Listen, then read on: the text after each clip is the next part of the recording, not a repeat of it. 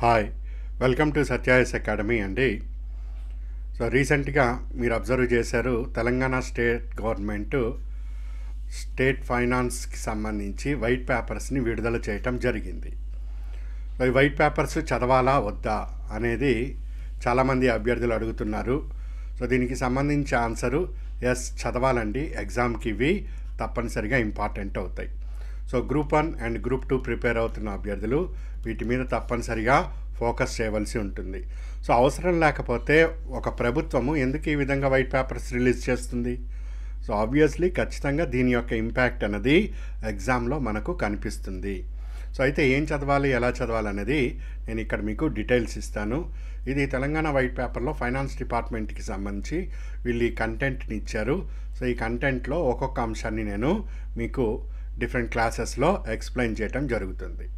So దాంతోపాటుగా group 1కి సంబంధించి ఆల్రెడీ అతిపెద్ద నోటిఫికేషన్ రావటం జరిగింది 500+ వేకెన్సీస్తో. సో 1 ఫిబ్రవరి నాడు కాంగ్రెస్ వాళ్ళ మేనిఫెస్టోలోనే తెలిపారు ఖచ్చితంగా గ్రూప్ 1 నోటిఫికేషన్ ఇస్తామని. ఏప్రిల్లో మళ్ళీ ఎన్నికలు కూడా మనకు కనిపిస్తున్నాయి, లోక్సభ ఎన్నికలు. సో అన్నిటినీ పరిశీలన చేస్తే ఖచ్చితంగా గ్రూప్ 1 నోటిఫికేషన్ రావటం జరుగుతుంది. బహుశా దీనికి ఉన్న పోస్టులకి మరికొన్ని పోస్టులు కూడా ఎడిషన్ చేసి నోటిఫికేషన్ ఇవ్వటానికి అవకాశాలు కనిపిస్తున్నాయి. 600+ తోటి నోటిఫికేషన్ ఇవ్వటానికి ఎక్కువ అవకాశాలు ఉన్నాయండి. సో దాదాపు వీళ్ళు మేనిఫెస్టోలోనే చెప్పారు 2 లక్షల ఉద్యోగాలు భర్తీ చేస్తామని. గతంలో ఇచ్చినవి తక్కువ పోస్టులు ఇంకా ఎక్కువ ఉన్నాయని కూడా వివిధ సందర్భాల్లో తెలియజేయటం జరిగింది. వీటన్నిటిని పరిశీలన చేస్తే గ్రూప్ 1 ఒక భారీ నోటిఫికేషన్ రాబోతున్నది. సో 1 ఫిబ్రవరి నాడు నోటిఫికేషన్కి అందరు సిద్ధంగా ఉండాలి. సో దానికి సంబంధించి మీ ప్రిపరేషన్ని లైనప్ చేసుకోవచ్చు. సో చాలామంది అడుగుతున్నారు బ్యాచ్ ఎప్పటి నుంచి స్టార్ట్ అవుతుందండి అని. సో ఆల్రెడీ బ్యాచ్ అనేది ఒకటి రన్ అవుతూనే ఉంది. సో ఓల్డ్ బ్యాచ్ స్టూడెంట్స్ ఎవరైతే ఉన్నారో వాళ్ళు ఒకసారి స్క్రీన్ మీద కనిపిస్తున్న నెంబర్కి కాల్ చేసి డీటెయిల్స్ తెలుసుకొని వాళ్ళు ఒకసారి రెన్యువల్ చేసుకోవాల్సి ఉంటుంది. ఒకసారి కాల్ చేసి డీటెయిల్స్ తెలుసుకోండి. దీనికి సంబంధించి ఫ్రెష్ స్టూడెంట్స్ ఎవరైతే ఉన్నారో స్క్రీన్ మీద కనిపిస్తున్న నెంబర్కి కాల్ చేసి డీటెయిల్స్ తెలుసుకొని అడ్మిషన్స్ తీసుకోవచ్చు. ఇది గ్రూప్ 1కి సంబంధించి. సో గ్రూప్ 2కి సంబంధించి కూడా ఒక మంచి భారీ నోటిఫికేషన్ని మనము ఎక్స్పెక్ట్ చేయొచ్చు. 1 ఏప్రిల్ నాడు నోటిఫికేషన్ ఇస్తామని తెలియజేస్తున్నారు. ఆల్రెడీ గ్రూప్ 2 ఎగ్జిక్యూటివ్ పోస్టులే 700+ రావటం జరిగింది. ఇది చిన్న నెంబరే అవుతుంది. సో అరౌండ్ 1000+ కూడా ఇది వెళ్ళే అవకాశాలు మనకు కనిపిస్తున్నాయి. సో దీనికి సంబంధించి ఏ విధంగా మీ ప్లాన్ ఉండాలి అవన్నీ కూడా నేను త్వరలో మీకు కమ్యూనికేట్ చేస్తాను. సో గ్రూప్ 1కి సంబంధించి షార్ట్లీ మీకు ఈ డీటెయిల్స్ అన్నీ కూడా ఏ విధంగా అప్రోచ్ అనేది అరౌండ్ ఒక 500 ఇంపార్టెంట్ టాపిక్స్, మొత్తం 6 పేపర్లకు సంబంధించి 500 ఇంపార్టెంట్ ఏరియాస్ని మనం సెలెక్ట్ చేసుకొని వీటిల్లో క్వశ్చన్ అండ్ ఆన్సర్ రాసే విధానాన్ని ప్రాక్టీస్ చేస్తే 100% జాబ్లో ఉంటాము. ఇంత పెద్ద నోటిఫికేషన్ ఇక మళ్ళీ తెలంగాణలో ఎక్స్పెక్ట్ చేయటం అన్నది అసంభవం. సో దీన్నే మనము జాబ్ సాధించాలి. సో దానికి అనుగుణంగా మనము ఇచ్చే ఈ ప్లాన్ ఏదైతే ఉందో దాన్ని ఫాలో అవ్వండి. సో ఇది ఫస్ట్ వైట్ పేపర్స్ గురించి డిస్కస్ చేద్దాం. సో తెలంగాణ శ్వేతపత్రాలు. సో వైట్ పేపర్ అన్నది ఏ విధంగా గవర్నమెంట్ ఎగ్జిక్యూట్ చేసినాయి వాటి యాక్షన్స్ని, దాంట్లో ఉండే పాజిటివ్స్ ఏంటి, మెరిట్స్ ఏంటి, డిమెరిట్స్ ఏంటి క్లియర్ కట్గా తెలియజేసేదాన్ని వైట్ పేపర్ అంటాం. సో వీళ్ళు ఇప్పుడున్న ప్రభుత్వము గత ప్రభుత్వానికి సంబంధించి వివిధ ఏరియాస్లో ఏ విధంగా వీళ్ళు పర్ఫామ్ చేశారని తెలియజేస్తూ వైట్ పేపర్స్ని ఇవ్వటం జరిగింది. సో అందులో ఇక్కడ మనకు కంటెంట్లో ఇచ్చిన దాని ప్రకారం ఒక్కొక్కటి చూసుకుంటూ వెళ్దాం. ఇంట్రడక్షన్ అనేది నార్మలే, అన్ని చదివితే అదే ఇంట్రడక్షన్ అవుద్ది. Budget and actual expenditure of Telangana ఏ విధంగా ఉంది, resource spent in Telangana in united AP, ఈ 2 పార్ట్స్ని ఈరోజు చూస్తాము క్లాస్ 1లో. దీని కంటిన్యూషన్ అనేది క్లాస్ 2లో మీకు అందజేస్తూ వస్తాను. ఫైనాన్షియల్ ఇయర్ మనము 1 ఏప్రిల్ నుంచి 31 వరకు జనరల్ భారతదేశంలో తీసుకోవటం జరుగుతుంది. బడ్జెట్ అనేది ఫిజికల్ పాలసీ, ఒక రాష్ట్రం యొక్క ఆదాయం ఎంత వస్తున్నది, వ్యయం ఎంత ఉన్నది, అప్పుల గురించి తెలియజేసే విధానము. సో ఈ బడ్జెట్లో బడ్జెట్ రిలయబిలిటీ అనేది కీ ఏరియా అవుతుంది. బడ్జెట్ రిలయబిలిటీ అంటే యాక్చువల్గా బడ్జెట్ను ఎంత స్పెండ్ చేశావు, ఎంత ఎస్టిమేట్ చేశావు అనే ఈ రెండింటి నిష్పత్తిని బడ్జెట్ రిలయబిలిటీ అనేది తెలియజేస్తుంది. ఉదాహరణకి బడ్జెట్ ఎస్టిమేట్స్ ఈ సంవత్సరము 2024 1 ఏప్రిల్ నుంచి 2025 31 మార్చ్ వరకు నేను ఏ విధంగా ఆదాయం సమకూర్చుకుంటాను, ఖర్చు చేస్తాను, ఆదాయం సమకూర్చుకుంటాను, ఖర్చు వ్యయం చేస్తాను, తక్కువైతే అప్పులే విధంగా చేస్తాను అని మొత్తము ఒక ఫైనాన్షియల్ ఇయర్కి సంబంధించి మనము బడ్జెట్ ఎస్టిమేషన్స్ని విడుదల చేయటం జరుగుతుంది. ఇక్కడ కేస్ 1 అబ్జర్వ్ చేస్తే బడ్జెట్ ఎస్టిమేట్స్ ఉదాహరణకి ఈ ఫైనాన్షియల్ ఇయర్లో 100 రూపాయలు అనుకున్నా. అంచనా ఎస్టిమేట్ అంటే ఏంటి? అంచనా. బడ్జెట్ ఎస్టిమేట్ 100 రూపాయలు అవుతుంది అనుకున్నా ఈ ఫైనాన్షియల్ ఇయర్లో. కానీ నేను వాస్తవంగా ఖర్చు చేసిందంతా యాక్చువల్ ఎక్స్పెండిచర్ 40 రూపీసే. అంటే బడ్జెట్ రిలయబిలిటీ ఏమైంది? ఈ రెండింటి నిష్పత్తి అయింది. Actual expenditure by budget estimates. Actual expenditure ఎంత ఖర్చు చేసా? 40 రూపాయలు. ఎస్టిమేట్ ఎంత వేసా? 100 రూపాయలు. సో దీని పర్సంటేజ్ తీస్తే మీకు 40% వస్తుంది. ఇది కేస్ 1. కేస్ 2లో చూస్తే అంచనా సేమ్ అదే ఉంది. 100 రూపాయలు అంచనా వేసాను ఈ ఫైనాన్షియల్ ఇయర్కి. ఖర్చు ఎంత చేస్తున్నా? 80 రూపాయలు ఖర్చు చేస్తున్నాను. సో ఇక్కడ బడ్జెట్ రిలయబిలిటీ ఎంత ఉన్నది? 80% ఉన్నది. సో ఇప్పుడు కేస్ 1 అండ్ కేస్ 2ని మీరు అబ్జర్వ్ చేస్తే ఈ రెండిట్లో ఏది సరైంది? ఇది సరైందా, ఇది సరైందా అంటే ఆబ్వియస్లీ ఈ కేస్ 2 అన్నదే సరైంది. ఏ బడ్జెట్ యొక్క రిలయబిలిటీ అధిక శాతాన్ని కలిగి ఉంటుందో అది సరైన బడ్జెట్. అది సరైన బడ్జెట్. సాధారణంగా ఈ నిష్పత్తి అన్నది 5కి చేరుకోవాలి. బట్ తెలంగాణ పరిస్థితి ఏంటి అన్నది చూద్దాము. 2014-15లో బడ్జెట్ ఎస్టిమేట్స్ 1,00,000 కోట్ల రూపాయలు కేశారు. యాక్చువల్ ఎక్స్పెండిచర్ చేసింది 62,000 కోట్లు. నిష్పత్తి చూస్తే 61% ఉంది. 2015లో ఎస్టిమేట్స్ ఏమో ఇంత ఉన్నాయి, ఖర్చు చేసింది ఇంత, నిష్పత్తి ఇదే ఉంది. సో ఆ విధంగా చూసుకుంటూ వస్తే టోటల్ 2014 నుంచి 23 వరకు బడ్జెట్ ఎస్టిమేట్స్ ఏమో ఈ స్థాయిలో ఉన్నాయి. బడ్జెట్ నిజంగా ఖర్చు చేసింది మాత్రం ఈ స్థాయిలోనే ఉంది. అంటే 82.3%.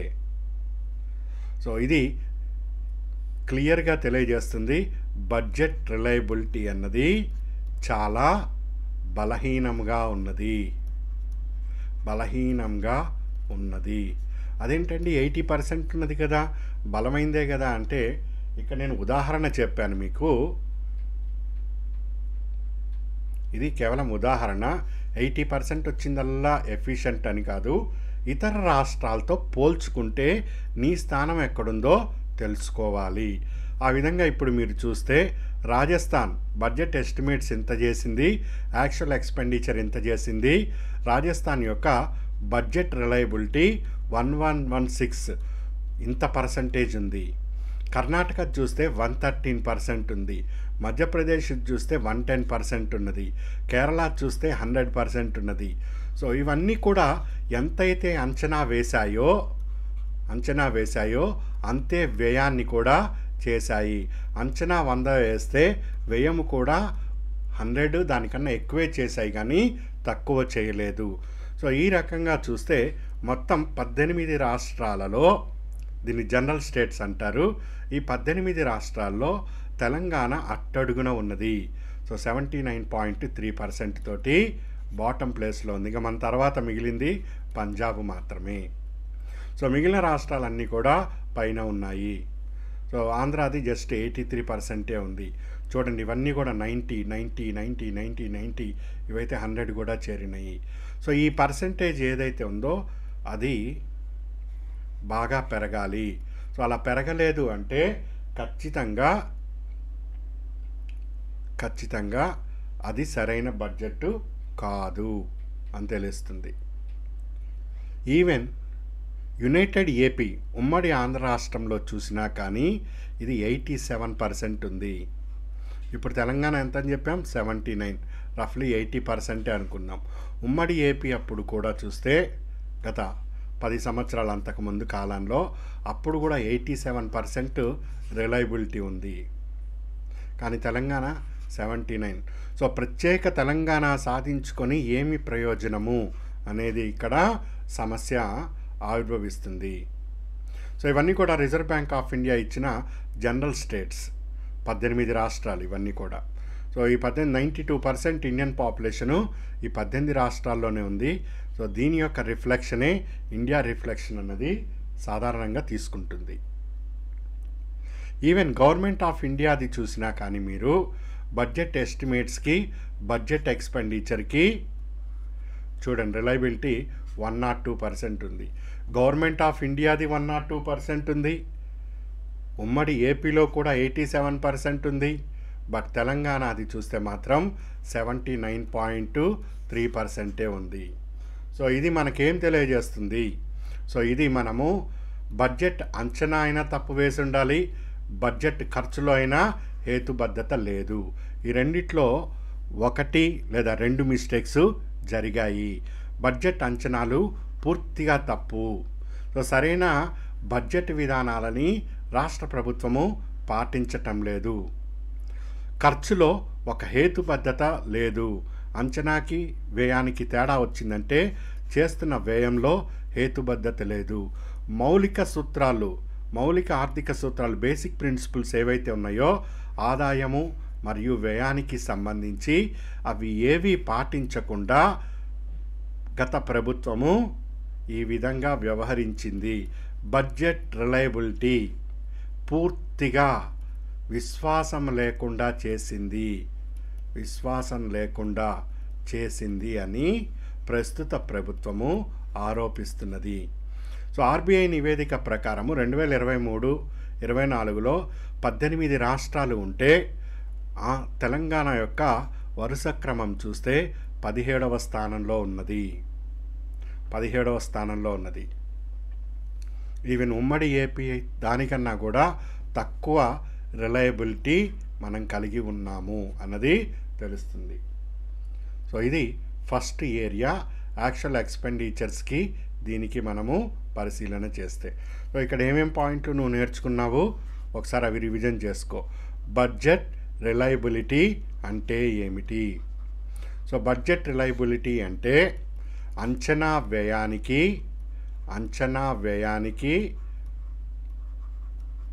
వాస్తవ వ్యయానికి మధ్య ఉన్న నిష్పత్తి. సో వాస్తవ వ్యయము మరియు అంచనా వ్యయము ఈ రెండిటికి ఉన్న నిష్పత్తిని మనము బడ్జెట్ రిలయబిలిటీ అంటాము. ఎగ్జామినర్ సో బడ్జెట్ రిలయబిలిటీ అని ఇచ్చి ABCD అని ఇస్తాడు. లేదా తెలంగాణలో బడ్జెట్ రిలయబిలిటీ అన్నది 2014 నుంచి 23 వరకు చూస్తే 79.2 అని ఇస్తాడు. లేదా స్టేట్మెంటు ఉమ్మడి ఏపీ మరియు కేంద్ర ప్రభుత్వాల కన్నా తెలంగాణలో బడ్జెట్ రిలయబిలిటీ అన్నది చాలా తక్కువగా ఉన్నది అని ఇస్తాడు. So which of the following statement correct or wrong అని నీకు ఇస్తే సో ఇప్పుడు మనం చెప్పిన దాన్ని కన్సిడర్ చేసుకొని బడ్జెట్ రిలయబిలిటీ తెలంగాణలో తక్కువ, ఉమ్మడి ఏపీ మరియు కేంద్ర ప్రభుత్వానికి 2 ఎక్కువగా ఉన్నాయని ఆన్సర్ చేస్తావు. సో తెలంగాణ గత ప్రభుత్వము బడ్జెట్ అంచనాలలో సరైన విధానాలు పాటించలేదు, ఖర్చులో హేతుబద్ధత లేదు అంటే ఎస్, ది స్టేట్మెంట్ కూడా కరెక్టే అవుతున్నది ఇప్పుడు వాళ్ళు ఇచ్చిన స్టాటిస్టిక్స్ని పరిశీలన చేస్తే.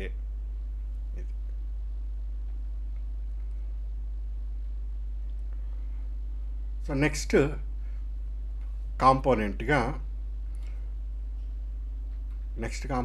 ఒకసారి చూడండి మీరు ఇక్కడ. Resource spent in Telangana region in united Andhra Pradesh. Gentlemen agreement ద్వారా ఉమ్మడి ఆంధ్రప్రదేశ్ అన్నది ఏర్పాటు అవటం జరిగింది. ఇది మనం చాలా సందర్భాల్లో చెప్పుకున్నాం. సో 1956 నుంచి 2014 ఇదంతా కూడా మనం ఉమ్మడి ఏపీలో ఉండటం జరిగింది. సో ఈ ఉమ్మడి ఏపీలో ఏ విధంగా ఆనాడు ప్రభుత్వాలు ఖర్చు చేశాయి 2014 నుంచి 2023 కాలంలో ఆ ప్రభుత్వం ఏ విధంగా ఖర్చు చేసింది అనేది ఫస్ట్ పాయింట్ చూస్తాం. సెకండ్, ఈ ఖర్చు చేసిన ద్వారా ఏ విధంగా ఆస్తులు సృష్టించింది, ఈ 2014-23 ఖర్చు చేసిన ద్వారా ఏ విధంగా ఆస్తులు సృష్టించింది, ఈ డిఫరెన్స్ తెలిపేదే మనం చెప్పిన ఈ యూనిట్. సో ఒకసారి పరిశీలన చేస్తే మనం దీని ముందు కూడా ఇక్కడ ఫిగర్స్ ఇవ్వటం జరిగింది, నేను బ్రీఫ్గా తీసుకున్నాను. సో 1956 నుంచి 2014 వరకు ఉమ్మడి ఏపీలో 4,98,053 కోట్ల రూపాయలు ఖర్చు చేశారు ఆనాటి ముఖ్యమంత్రులు తెలంగాణ ప్రాంతం మీద. సో తెలంగాణ ప్రాంతం మీద ఎన్ని లక్షల కోట్లనే? దగ్గరగా 5 లక్షల కోట్లు అనుకోండి, ఈజీగా ఫిగర్ గుర్తుంటుంది. బట్ ఎగ్జామ్లో ఈ ఫిగర్ కూడా ఇంపార్టెంట్. సో 5 లక్షల కోట్లు. ఈ 5 లక్షల కోట్లతోటి ఉమ్మడి ఏపీలో తెలంగాణ ప్రాంతంలో ఏమేమి డెవలప్మెంట్లు జరిగినాయి మీరు పరిశీలన చేస్తే, కీ ఇన్ఫ్రాస్ట్రక్చర్ ప్రాజెక్ట్స్ అయినా ఇప్పుడున్న outer ring road, Rajiv Gandhi international airport, so essential irrigational projects like Nagarjuna Sagar dam కానీ, జూరాల కానీ, కోయిల్ సాగర్ కానీ, దేవాదుల కానీ, శ్రీరామ్ సాగర్ కానీ, కడెం కానీ, సో అవన్నీ కూడా డెవలప్మెంట్ అవటం జరిగింది. అదేవిధంగా మంజీరా కృష్ణా వాటర్, గోదావరి రివర్స్ని హైదరాబాద్ తాగునీటికి కూడా సప్లై చేయటం జరిగింది. వీటితో పాటుగా అడిషనల్గా యూనివర్సిటీసు, మెడికల్ కాలేజెస్ మొత్తం కూడా వివిధ జిల్లాలు తెలంగాణకి సంబంధించి ఏర్పాటు చేసుకున్నాం. నిమ్స్ ఏర్పాటు చేశారు, రిమ్స్ ఏర్పాటు చేశారు, Gandhi hospital, MGM hospital, KMC ఇవన్నీ ఏర్పాటు చేసుకోవటం జరిగింది. Extensive infrastructure development such as roads బాగా డెవలప్ చేసుకున్నాం, బిల్డింగ్స్ డెవలప్ అయినాయి, డ్రైనేజ్ సిస్టమ్ డెవలప్ అయింది, పవర్ లైన్స్ డెవలప్ అయినాయి. సో అన్ని గ్రోత్ బాగా జరిగింది.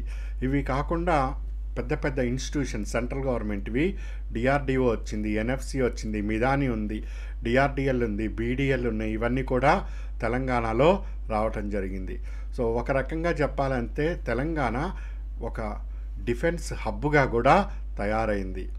సో చాలా ఇవన్నీ కూడా ఆ రోజు డెవలప్మెంట్స్ అన్నీ చేయటం జరిగింది. ఇదే సమయంలో అంటే 1956 నుంచి 2014 కాలంలో బిహెచ్ఎల్ వచ్చింది, ఈసీఐఎల్ వచ్చింది, సిపిఆర్ఎల్ వచ్చింది, ఐడిపిఎల్ వచ్చినాయి, ఇవన్నీ ఎస్టాబ్లిష్. దాంతోపాటు ఐడిపిఎల్ వచ్చింది. సో ప్రైవేట్ రోల్స్ బాగా ఎక్కువ ప్లే చేయటం జరిగింది. So Hyderabad emerges as a major hub for ఫార్మాసిటికల్కి ఏర్పడింది. బయోటెక్నాలజీ కంపెనీస్ వచ్చినాయి, రెడ్డి ల్యాబ్ వచ్చింది, జిఎస్కే వచ్చింది, మిలాన్ వచ్చింది, భారత్ బయోటెక్, హెట్రో, అరబిందో ఇవన్నీ కూడా రావటం జరిగింది. అంతేకాకుండా మేజర్ రీసెర్చ్ సెంటర్స్ సిసిఎంబి కానీ, హెచ్సియు కానీ, ఐఐసిటి కానీ, ఎన్జిఆర్ఐ కానీ, ఇక్రిసాట్ కానీ, ఎన్ఆర్ఎం కానీ, ఎన్ఐఎన్ కానీ ఇవన్నీ రావటం జరిగింది. ఇంకా ఎయిర్ ఫోర్స్ ట్రైనింగ్ స్కూల్స్ ఇవన్నీ కూడా వచ్చినాయి. ఇందులో కొన్ని సెంట్రల్ గవర్నమెంట్ ఉన్నాయి, ప్రైవేట్ వాళ్ళ ఉన్నాయి. సో ఇక్కడ మనం గమనించాల్సింది, it is not worthy that then state governments played a crucial role by providing land and other necessary facilities and appropriate incentives, contributing significantly to their establishment and growth. ఇక్కడ మనం చెప్పినవి కొన్ని state government దాని మీద చేసింది. Central government and private వీళ్ళు ఇంతగా రావటానికి 1956 నుంచి 2014 వరకు ముఖ్యంగా తెలంగాణలో మనము ల్యాండ్ వాళ్ళకి ఇమీడియట్గా అలాట్ చేయటం జరిగింది.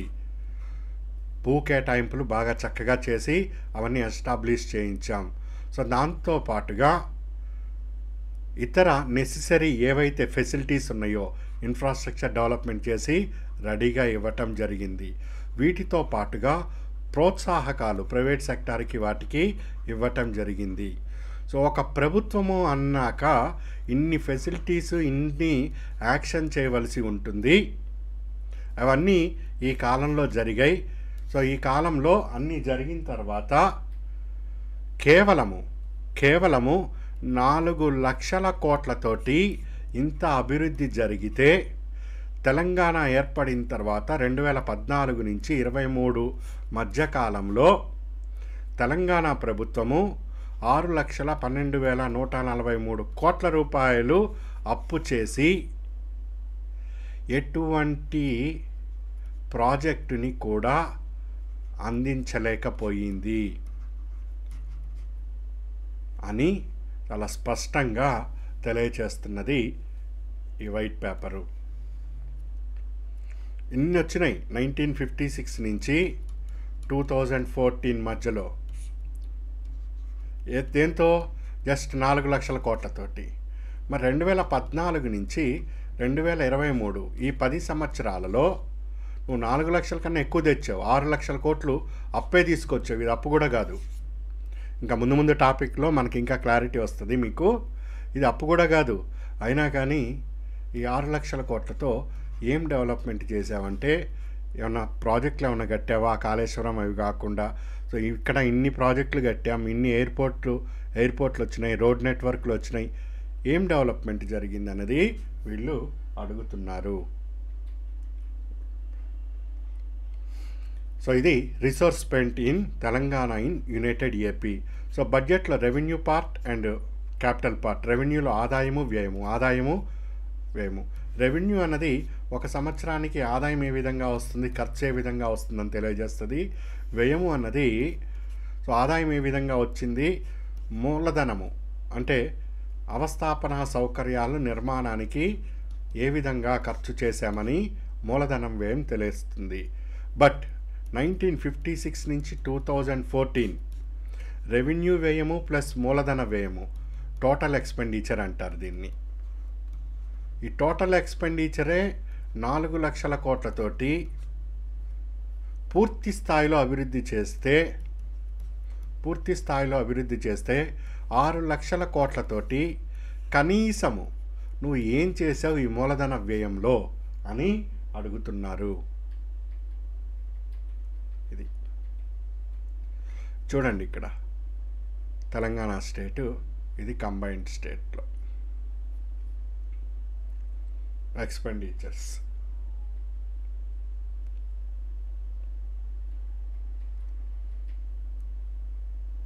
సో ఇదండి ఇక్కడ మనం గమనించాల్సింది. సో దీనికి సంబంధించి మీకు వైట్ పేపర్స్, ఇది తెలంగాణ ఎకానమీకి సంబంధించి, ఇది Telangana state white papers finance సంబంధించి, ఇవి కంటెంట్. దీన్ని నేను ఒక్కొక్కటి తీసి మీకు ఇప్పుడు ఏ విధంగా అర్థమవుతున్నదో అట్లా మీకు అందించడం జరుగుతూ వస్తున్నది. ఇది 1956 నుంచి ఇక్కడ ఉందా చూసారా, 56 నుంచి ఏ విధంగా ఎక్స్పెండిచర్, ఇంత డెవలప్మెంట్ జరిగింది, మరి నువ్వేం చేసావయ్యా అని అడుగుతున్నారు. సో తెలంగాణ వివిధ రూపాల్లో ఇంత అప్పు తీసుకొని వచ్చాం, ఏమైంది అదంతా? సో అది ఇక్కడ మెయిన్ క్వశ్చన్ అయింది. సో మళ్ళీ చెప్తున్నా, ఇది పొలిటికల్గా ఎవరు తీసుకోవద్దు, ఇది government of Telangana point of వ్యూలోనే మనం చూస్తాము. అంటే వాళ్ళు అసెంబ్లీలో మాట్లాడుకుంటారు, మనం ఎగ్జామ్ పాయింట్ ఆఫ్ వ్యూలో మాట్లాడుకుంటున్నాం. సో మన నెక్స్ట్ టాపిక్ వచ్చి ఈ ట్రెండ్స్ ఇన్ రెవెన్యూ రిసిప్ట్స్, ఏ విధంగా ట్రెండ్స్ అనేవి ఉన్నాయి అన్నది వివరించుకుందాం. సో మొత్తం ఒకేసారి అయితే ఇవన్నీ లెక్కలు మీరు కన్ఫ్యూజ్ అవుతారు, అందుకని సింప్లిఫై చేసుకుంటూ స్టెప్ బై స్టెప్ వెళ్తున్నా. దీని తర్వాత తెలంగాణ ఎకానమీ, సో వీళ్ళు ఏమి ఇచ్చారో 72 వివిధ సెక్టార్స్, వివిధ హైలైట్స్, ఇవన్నీ కూడా ఎగ్జామ్ పాయింట్ ఆఫ్ వ్యూలో దాన్ని పరిశీలన చేద్దాం. సో ఇవన్నీ ఇంపార్టెంట్ అండి. సో ఇంపార్టెంట్ అంటే అన్ని బట్టి కొట్టమని కాదు, ఇక్కడ నేను ఏదైతే ఇస్తున్నానో దాన్ని ఎగ్జామ్ పాయింట్ ఆఫ్ వ్యూలో దాన్ని స్టడీ చేసి దాని మీద అట్లా ప్రశ్నలు ప్రాక్టీస్ చేస్తే చాలా యూస్ఫుల్గా ఉంటుంది.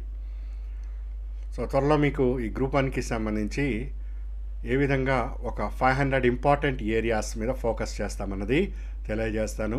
సో ఒక 500 ప్రశ్నలు బాగా వాటినే 1కి 4 సార్లు చదివి రాస్తూ వెళ్ళిపోతే రాదు అనే మాట ఉండదు మీకు. సో ఫర్దర్ డీటెయిల్స్ మళ్ళీ డిస్కస్ చేద్దాం. All the best.